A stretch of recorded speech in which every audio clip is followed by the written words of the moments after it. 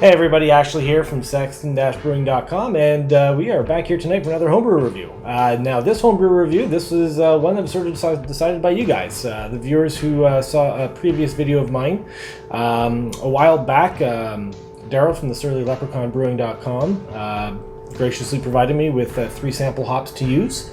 So I figured why not use all 3 hops in 3 different beers with the exact same recipe and just basically showcasing the hops. So I put a vote out there. The 3 choices were Calypso, Glacier, and Polaris, and you guys voted, and the winner was Polaris. So here we do. Here we have it.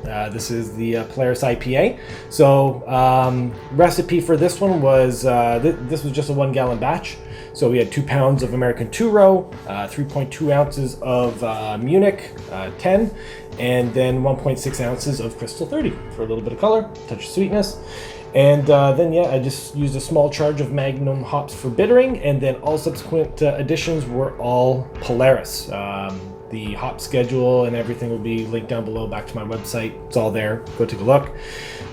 So just a quick reminder what this beer, what this hop was supposed to be like. It had characteristics of floral and fruity aromas, spice, pine, and mint. It's a relatively high alpha acid, anywhere from 18 to 23%. I honestly can't remember exact. Oh, actually, the alpha acid on this one that I used was 18.4%. This beer finished with an IBU of 70, and I was just a touch under my original gravity. It was supposed to be 1055. I finished off at 1054, and final gravity was 1010. So this is this. Let's just get into it. We'll see how it goes. So this is going to be a very similar beer to the Amarillo beer I did a while back. Oh yeah. So yeah, that's all right. This happens in homebrewing.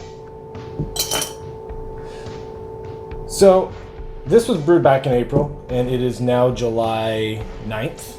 So this has been bottle conditioning for close to 3 months now. So with bottle conditioned beers, this is sort of what happens when you sit on a beer for too long and you don't refrigerate it due to space constraints. Great news on that though, is that it is pretty clear, just like the Amarillo variant that I did not too while ago. Getting I'm getting a huge like eucalyptus and mint sort of component to the aroma. I'm not getting a lot of like fruity aromas or anything like that. It's definitely more on the herbaceous side of things.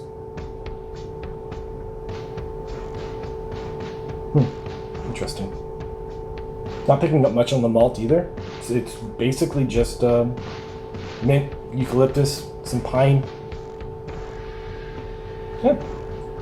Outside of the the exceptionally large head, the color looks pretty spot on. Pretty similar to the Amarillo. So there we go.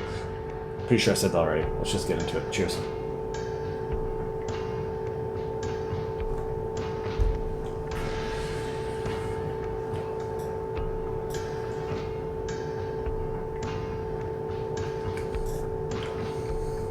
So it definitely has a pretty aggressive bitterness to it. So it tastes like it's drinking a lot more bitter than 70 IBUs as it's supposed to be.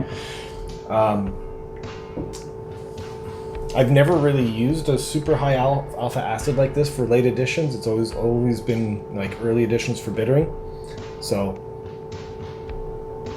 let's get some more flavor here.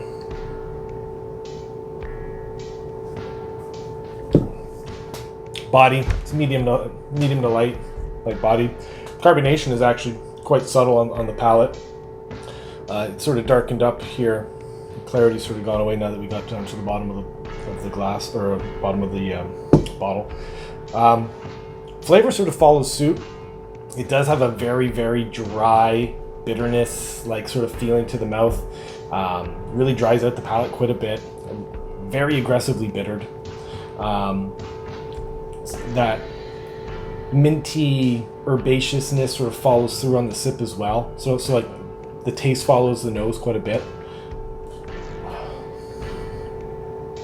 Getting a touch of Touch of that bready biscuitiness from the two-row. Pretty subtle though.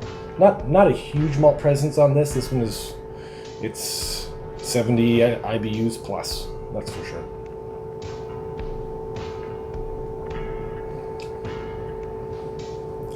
So for me, for this beer, would I use it again for late edition? No, absolutely not. Would I use this as if I was doing like a West Coast IPA and I wanted to get that type of bitterness, that herbaceousness, that pininess, that those like West Coast IPA notes for bittering? I would definitely use it for that, and then substitute some other like C hops like Centennial, Cascade, etc., for like late additions. So I think for me, within my homebrewing journey, that's sort of where I would use Polaris again. It would just be for bittering additions, and very delicately, because 18 to 20 some odd percent alpha acids, this can get out of hand pretty quickly. Overall, on the beer itself, other than just being overcarbonated, not getting too much in the way of brewing faults or anything like that. Initial pour was nice and clear, as it would be for that type of IPA that I was brewing.